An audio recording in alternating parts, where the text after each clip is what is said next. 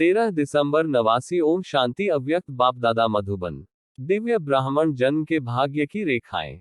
अव्यक्त बाप दादा अपने बच्चों प्रति बोले। आज विश्व रचयिता बाप दादा अपने विश्व की सर्व मनुष्य आत्माओं रूपी बच्चों को देख रहे हैं। सर्व आत्माओं में अर्थात सर्व बच्चों में दो प्रकार के बच्चे हैं। एक है बाप को पहचानने वाले और दूसरे हैं पुकारने वाले व परखने के प्रयत्न करने वाले। लेकिन है सभी बच्चे तो आज दोनों प्रकार के बच्चों को देख रहे थे।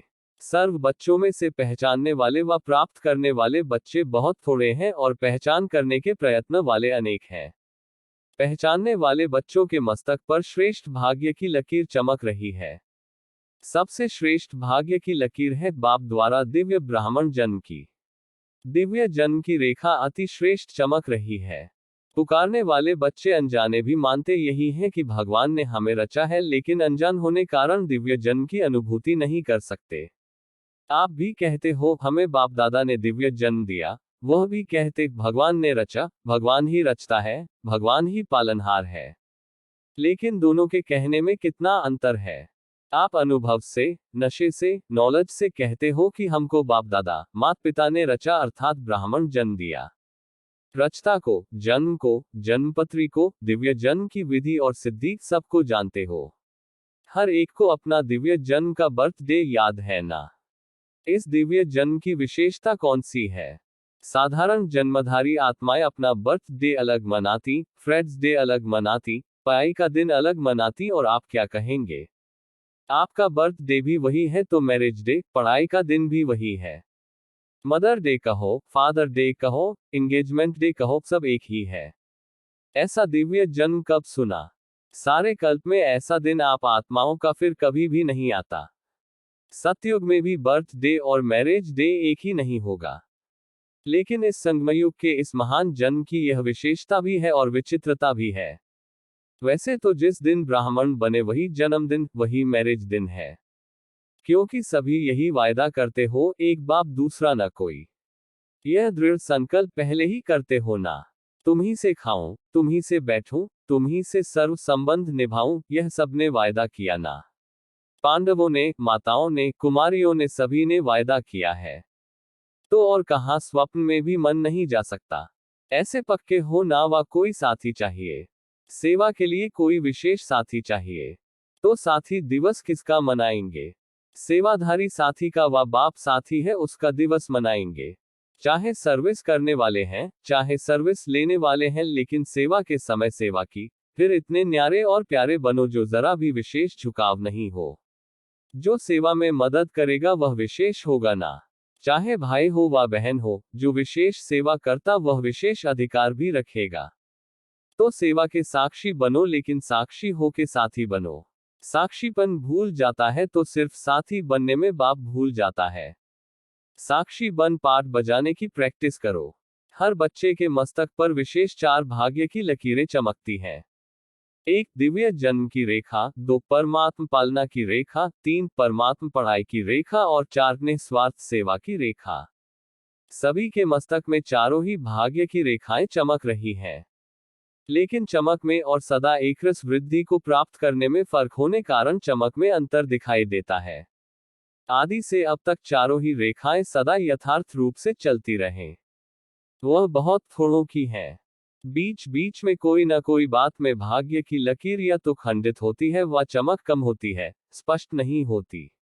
जैसे हस्त रेखाएं भी देखते हैं ना, कोई की खंडित होती, कोई की एकरस होती है, कोई की स्पष्ट होती है, कोई की स्पष्ट नहीं होती। बाप दादा भी बच्चों के भाग्य की रेखा को देखते रहते हैं। दिव्य जन्म तो सभी ने लिया, लेकिन दिव्य जन्म की रेखा खंडित होती व स्पष्ट नहीं होती। क्योंकि अपने जन्म के धर्म में अखंड नहीं चलता तो उनके भाग्य की लकीर खंडित होती। धर्म क्या है, कर्म क्या है, उसको तो जानते हो ना। ऐसे ही परमात्म पालना में तो सभी ब्राह्मण चल रहे हो। चाहे समर्पित हो, चाहे प्रवृत्ति में हो, लेकिन बाप के डायरेक्शन से चल रहे हो। प्रवृत्ति वाले क्या कहेंगे? अपना कमाया हुआ खाते हो व बाप का खाते हो? बाप का खाते हैं ना। क्योंकि अपना सब कुछ बाप को दे दिया तो बाप का ही हुआ ना। चाहे कमाते भी हो, लेकिन कमाया हुआ धन बाप के हवाले करते हो या अपने काम में लगाते हो। ट्रस्टी हो ना। ट्रस्टी का अपना कुछ नहीं रहता। गृहस्थी में अपनापन होता है, ट्रस्टी अर्थात सब बाप का है। अपने हाथ से खाना बनाते हो तो भी समझते हो ना ब्रह्मा भोजन खा रहे हैं। पहले भोग किसको लगाते हो? बाप को अर्पण करते हो ना। अर्पण करना अर्थात बाप का खाना। ब्रह्मा भोजन खाते हो। चाहे बच्चों के अर्थ भी लगाते हो, वह भी डायरेक्शन अनुसार लगाते हो। जैसे समर्पित बहनें व भाई भिन्न भिन्न कार्य में तन मन भी लगाते तो धन भी लगाते हैं। ऐसे प्रवृत्ति में रहने वाले भी चाहे तन लगाते चाहे धन लगाते, बाप की श्रीमत प्रमाण ही अमानत समझ कार्य में लगाते हो, ऐसे करते हो ना। अमानत में ख्यानत अथवा मनमत तो नहीं मिलाते हो ना। तो परमात्म पालना सब ब्राह्मण आत्माओं को मिल रही है। पालना की जाती है शक्तिशाली बनाने के लिए। माता की पालना का प्रत्यक्ष रूप क्या होता? बच्चा शक्तिशाली बनता है। तो ब्रह्मा माँ की पालना द्वारा सभी मास्टर सर्वशक्तिवान बने हो। लेकिन कोई बच्चे सदा शक्तियों को कार्य में लगाते और कोई बच्चे प्राप्त शक्तियों को अर्थात पालना को कार्य में नहीं लगाते, अर्थात पालना को प्रैक्टिकल में नहीं लाते। इसलिए श्रेष्ठ पालना मिलते हुए भी कमजोर रह जाते हैं और भाग्य की लकीर खंडित हो जाती है। ऐसे ही पढ़ाई की लकीर, पढ़ाई का अहम ऑब्जेक्ट ही है श्रेष्ठ पद को प्राप्त करना। शिक्षक बाप पढ़ाई सबको एक ही पढ़ाता, एक ही समय पर पढ़ाता। लेकिन जो श्रेष्ठ ब्राह्मण जीवन का व पढ़ाई का पद अथवा नशा है, वह सबको एक जैसा नहीं रहता। फरिश्ता सो देवता स्टेटस को सदा स्मृति में नहीं रखते, इसलिए भाग्य की लकीर में अंतर पड़ जाता है। ऐसे ही सेवा की लकीर सेवा की विशेषता है, जो ब्रह्मा बाप ने साकार रूप में अंतिम वरदान रूप में स्मृति दिलाई, निराकारी, निर्विकारी और निरंकारी। निराकारी स्थिति में स्थित होने के बिना किसी भी आत्मा को सेवा का फल नहीं दे सकते, क्योंकि आत्मा का तीर आत्मा को लगता है। स्वयं सदा इस स्थिति में स्थित नहीं है तो जिनकी सेवा करते वह भी सदा स्मृति स्वरूप नहीं बन सकते। ऐसे ही निर्विकारी कोई भी विकार का अंश अन्य आत्मा के शूद्र वंश को परिवर्तन कर ब्राह्मण वंशी नहीं बना सकता। उस आत्मा को भी मेहनत करनी पड़ती है, इसलिए मोहब्बत का फल सदा अनुभव नहीं कर सकते। निरंकारी सेवा का अर्थ ही है फलस्वरूप बन झुकना। बिना निर्माण के निर्माण अर्थात सेवा में सफलता नहीं मिल सकती।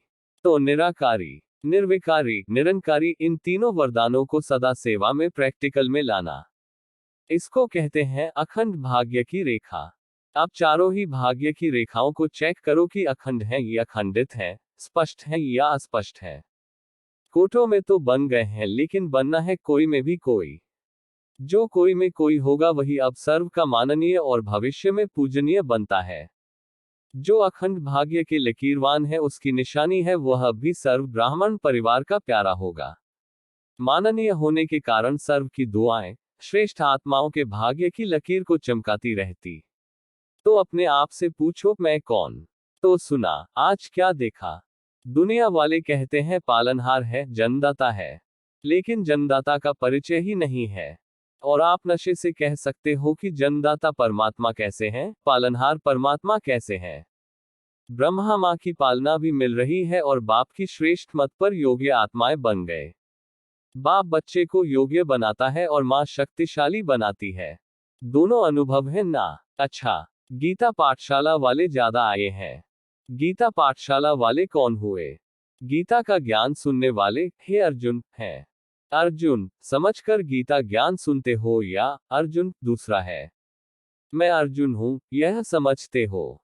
सदैव यह अनुभव करके सुनो, मैं अर्जुन हूं। मुझे विशेष भगवान गीता का ज्ञान सुना रहा है। गीता पाठशाला वाले तो सबसे नंबर 1 निकल जाएंगे। इस विधि से सुनो तो आगे चले जाएंगे। टीचर्स को बिजी रहने के लिए गीता पाठशालाएं अच्छी है। गीता पाठशाला चक्रवर्ती भी बनाती, बिजी भी रखती, वृद्धि भी अच्छी होती है। मेहनत कम लेते हैं, मददगार ज्यादा बनते हैं। बलिहारी तो गीता पाठशाला वालों की है ना, इसलिए गांव वाले बाप को प्यारे लगते हैं। बड़े स्थानों पर माया भी बड़े रूप की आती है। गांव वालों को माया भी गांव वाली आती है, इसलिए बहुत अच्छे हो गांव वाले, ज्यादा संख्या कहाँ की है। लेकिन अभी तो सभी मधुबन निवासी हो। सभी टीचर्स की परमानेंट एड्रेस कौन सी है? मधुबन है ना। वह दुकान है, यह घर है। ज्यादा क्या याद रहता है, घर या दुकान? कोई कोई को दुकान ज्यादा याद रहती है। सोएंगे तो भी दुकान याद आएगी। आप लोग जहां चाहो बुद्धि को स्थित कर सकते हो। सेवा केंद्र पर रहते भी मधुबन निवासी बन सकते और मधुबन में रहते भी सेवाधारी बन सकते हो, यह अभ्यास है ना। सेकंड में सोचा और स्थित हुआ, यह है टीचर्स की स्थिति की विशेषता। बुद्धि भी समर्पित है ना, या सिर्फ सेवा के लिए समर्पित हो। समर्पित बुद्धि अर्थात जहां चाहे जब चाहे वहां स्थित हो जाए, यह विशेषता की निशानी है।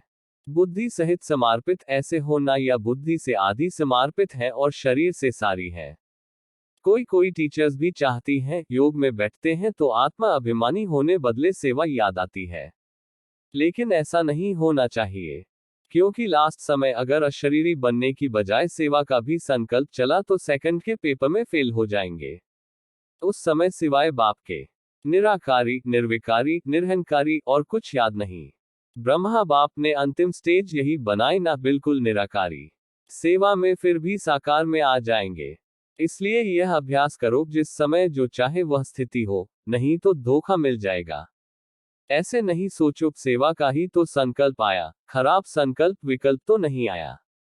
लेकिन कंट्रोलिंग पावर तो नहीं हुई ना। कंट्रोलिंग पावर नहीं तो रूलिंग पावर आ नहीं सकती, फिर रूलर बन नहीं सकेंगे। तो अभ्यास करो, अभी से बहुत काल का अभ्यास चाहिए। इसको हल्का नहीं छोड़ो। तो सुना, टीचर्स को क्या अभ्यास करना है? तब कहेंगे टीचर्स बाप को फॉलो करने वाली है। सदा ब्रह्मा बाप को सामने रखो और 3 वरदान याद रखो और फॉलो करो। यह तो सहज है ना। यह अंतिम वरदान बहुत शक्तिशाली है। इन 3 वरदानों को अगर सदा स्मृति में रखते प्रैक्टिकल में आओ तो बाप के दिल तख्त और राज्य तख्त के अधिकारी जरूर बनेंगे। अच्छा, सर्व बाप समान सदा नॉलेजफुल पावरफुल बच्चों को सदा भाग्य विधाता द्वारा श्रेष्ठ भाग्य की स्पष्ट रेखाओं वाले भाग्यवान बच्चे, सदा बाप समान त्रिवरदान प्राप्त हुए विशेष आत्माओं को, सदा ब्राह्मण जन्म की पालना और पढ़ाई को आगे बढ़ाने वाले ऐसे अखंड भाग्यवान बच्चों को बाप दादा का याद प्यार और नमस्ते। महाराष्ट्र ग्रुप, सदा अपने को सर्व प्राप्तियों से भरपूर अनुभव करते हो। कभी खाली तो नहीं हो जाते, क्योंकि बाप ने इतनी प्राप्तियां कराई हैं। अगर सर्व प्राप्ति अपने में जमा करो तो कभी भी खाली नहीं हो सकते। इस जन्म की तो बात ही नहीं है, लेकिन अनेक जन्म भी यहाँ की भरपूरता साथ रहेगी। तो जब इतना दिया है जो भविष्य में भी चलना है, तो अभी खाली कैसे होंगे? अगर बुद्धि खाली रही तो हलचल रहेगी। कोई भी चीज अगर फुल भरी नहीं होती तो उसमें हलचल होती है। तो भरपूर होने की निशानी है कि माया को आने की मार्जिन नहीं है। माया ही हिलाती है। तो माया आती है या नहीं? संकल्प में भी आती है। माया के राज्य में तो आधा कल्प अनुभव किया और अभी अपने राज्य में जा रहे हो। जब मायाजीत बनेंगे तब फिर अपना राज्य आएगा, और मायाजीत बनने का सहज साधन सदा प्राप्तियों से भरपूर रहो। कोई एक भी प्राप्ति से वंचित नहीं रहो। सर्व प्राप्ति हो, ऐसे नहीं, यह तो है, एक बात नहीं तो कोई हर्जा नहीं। अगर जरा भी कमी होगी तो माया छोड़ेगी नहीं, उसी जगह से हिलाएगी। तो माया को आने की मार्जिन ही ना हो। आ गई, फिर भगाओ तो उसमें टाइम जाता है। तो मायाजीत बने हो, यह नहीं सोचो 2 वर्ष या 3 वर्ष में हो जाएंगे। ब्राह्मणों के लिए स्लोगन है, अब नहीं तो कभी नहीं। अब समय की रफ्तार के प्रमाण कोई भी समय कुछ भी हो सकता है। इसलिए तीव्र पुरुषार्थी बनो। अच्छा, राजस्थान सौराष्ट्र ग्रुप, स्वयं को बाप के दिल तक तंशीन श्रेष्ठ आत्माएं अनुभव करते हो। दिल तख्त सर्वश्रेष्ठ स्थान है। जो सदा बाप के दिल तक तंशीन रहते हैं वो सदा ही सेफ रहते हैं। सेफ्टी का स्थान दिल तख्त है, और जो भी सेफ्टी के स्थान बनाते हैं उसे कोई भी पार कर सकता है। लेकिन बाप के दिल तक तंशीन रहने वाली आत्मा को माया पार नहीं कर सकती।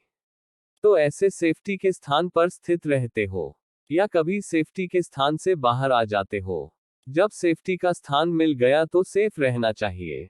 और ऐसा स्थान तो सारे कल्प में नहीं मिलना है जहां आराम से खाओ पियो मौज करो और सेफ रहो। ऐसी गारंटी और कोई दे नहीं सकता। कितनी भी गवर्नमेंट की बड़ी अथॉरिटी हो, लेकिन आपको गारंटी नहीं देगा कि आप सेफ रहेंगे। सिर्फ आपको सेफ्टी के लिए बंदूक वाले दे देंगे, ब्लैक कैट दे देंगे, जिससे और ही जेल वाले लगते हैं, जैसे रॉयल जेल में है। यहां देखो तो भी ब्लैक कैट, वहां देखो तो भी ब्लैक कैट। तो यह जेल हुआ या सेफ्टी हुई। लेकिन बाप तो माया के बंधन से छुड़ा देता है, निर्भय बन जाते हैं। तो ऐसा स्थान पसंद है या कभी कभी थोड़ा बाहर निकलने की दिल होती है? जो सदा दिल तक तनशीन है वह निश्चित ही निश्चिंत है। जैसे कहते हैं, भावी टाली नहीं जाती, अटल होती है। ऐसे दिल तक तनशीन आत्मा निर्भय है, निश्चिंत है, यह निश्चित है, अटल है। दिल तख्त पर माया आ नहीं सकती। थोड़ा आकर्षण करके बाहर निकालने की कोशिश जरूर करेगी। जैसे सीता के लिए दिखाते हैं, लकीर से बाहर पांव निकाला तब रावण आया, नहीं तो आ नहीं सकता। तो संकल्प भी बाहर निकलने का आया तो माया आ जाएगी। अगर दिल तख्त पर हो तो आ नहीं सकती। तो सिर्फ दिल तख्त पर बैठ जाओ।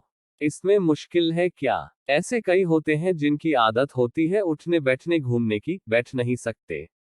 कितना भी अच्छा स्थान देकर बिठाओ तो भी नाचते रहेंगे। लेकिन आपका वायदा क्या है? जहां बिठाओ, जो खिलाओ, जो पहनाओ, जो कराओ, वह करेंगे। यह वायदा पक्का है ना, या थोड़ा अपनी मर्जी से करेंगे बाकी बाप की? बाप को तो कोई हर्जा नहीं, लेकिन मेहनत आपको ही करनी पड़ेगी। बाप को बच्चों की मेहनत नहीं अच्छी लगती। मेहनत करके तो थक गए, अभी भी मेहनत करो, यह अच्छा नहीं लगता। इसलिए दिल तक तनशीन बनो, इसी नशे में रहो। आजकल के कुर्सा का भी नशा रहता है, यह तो तख्त है। तो जहां रूहानी नशा होगा वहां दुख की लहर नहीं आएगी, खुशी होगी। तो सदा यह स्मृति रखो कि अब भी तख्तनशीन है और अनेक जन्म राज्य तख्तनशीन बनेंगे। राजस्थान को राजगद्दी पर बैठने का नशा है, लेकिन राजस्थान ने प्रजा कम बनाई है, गुजरात ने बड़ी प्रजा बनाई है। अगली बार भी राजस्थान को कहा था अभी कुछ वृद्धि करो। चलो क्वांटिटी नहीं तो क्वालिटी लाओ तो भी बरोबर हो जाएगा। ऐसी क्वालिटी लाओ जो राजस्थान वाले उनका नाम सुनकर समझे, हाँ यह कहता तो सही है। तो या क्वांटिटी बढ़ाओ या क्वालिटी बढ़ाओ। क्या नहीं हो सकता है? ब्राह्मणों के भाग्य में सब नूधा हुआ है, सिर्फ रिपीट करो। इसके लिए टचिंग चाहिए, बुद्धि क्लियर हो तो टच होगा और सफलता होगी।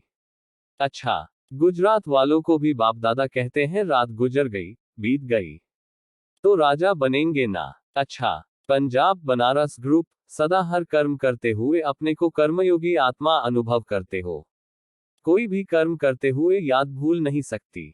कर्म और योग दोनों कंबाइंड हो जाएं। जैसे कोई जुड़ी हुई चीज को अलग नहीं कर सकता, ऐसे कर्मयोगी आत्माएं हो। जैसे शरीर और आत्मा का कंबाइंड रूप है तो उसको जीवन वाला कहते हैं, और शरीर आत्मा से अलग हो जाए तो उसको जीवन समाप्त कहते हैं।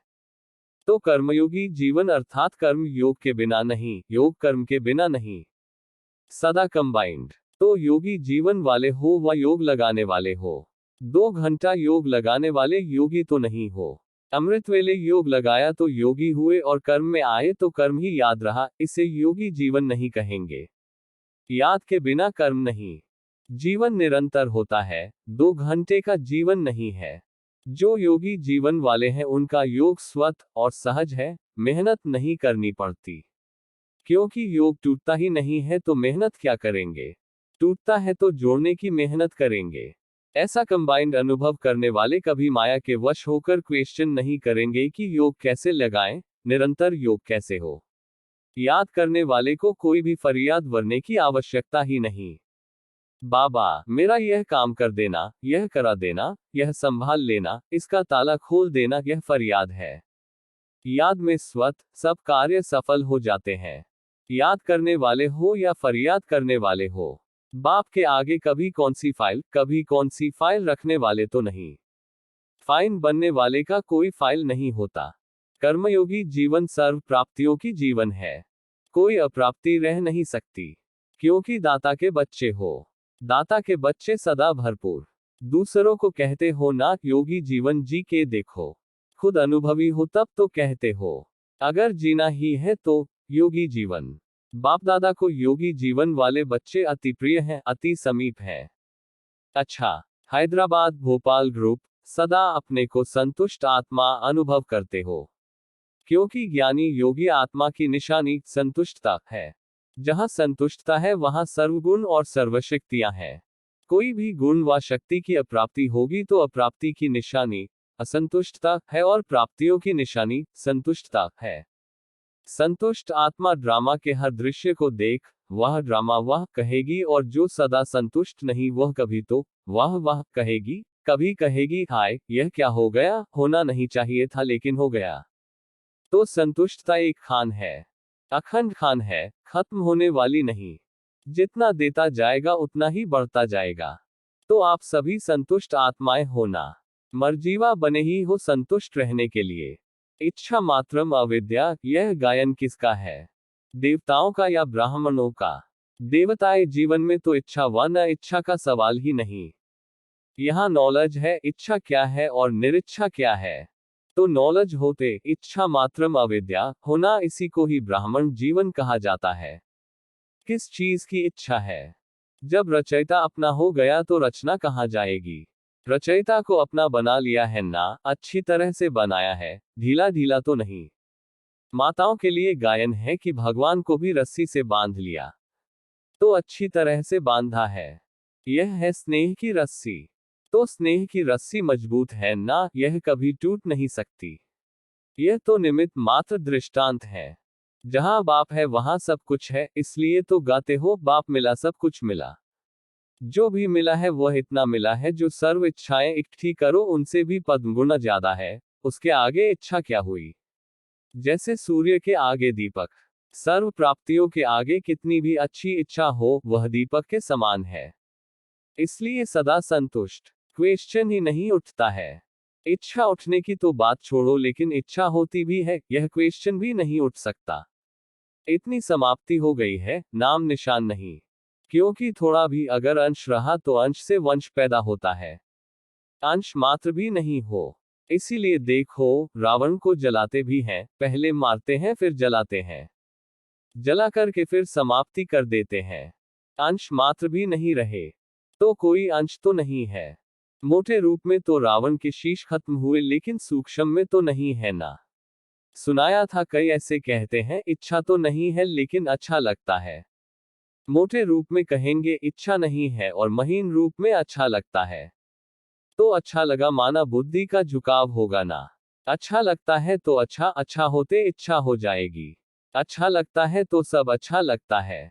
एक चीज अच्छी क्यों लगती है, या कोई एक व्यक्ति अच्छा क्यों लगे, या कोई एक काम अच्छा क्यों लगे, सब अच्छा है। कई ऐसे कहते हैं कि इस आत्मा का योग अच्छा लगता है, इस आत्मा का भाषण अच्छा लगता है। लेकिन यह भी कोई अच्छा लगे कोई अच्छा नहीं लगे, यह भी ठीक नहीं। अगर अच्छा लगता भी है तो बाप का है ना, बाप अच्छा लगे ना। अगर कोई भी व्यक्ति अच्छा लगा तो इच्छाओं की क्यों लग जाएगी। बाप अच्छा लगता तो अंश मात्र में भी माया आ नहीं सकती।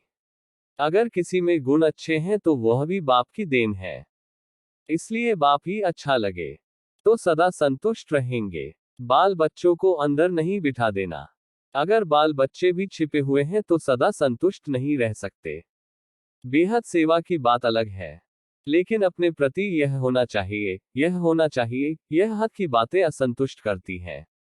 बेहद के लिए जितना चाहे उतना सोचो, अपने प्रति हद की बातें नहीं सोचो, तो सभी संतुष्टमणि हो। संतुष्टमणि अर्थात सदा रूहानियत से चमकने वाली। अच्छा।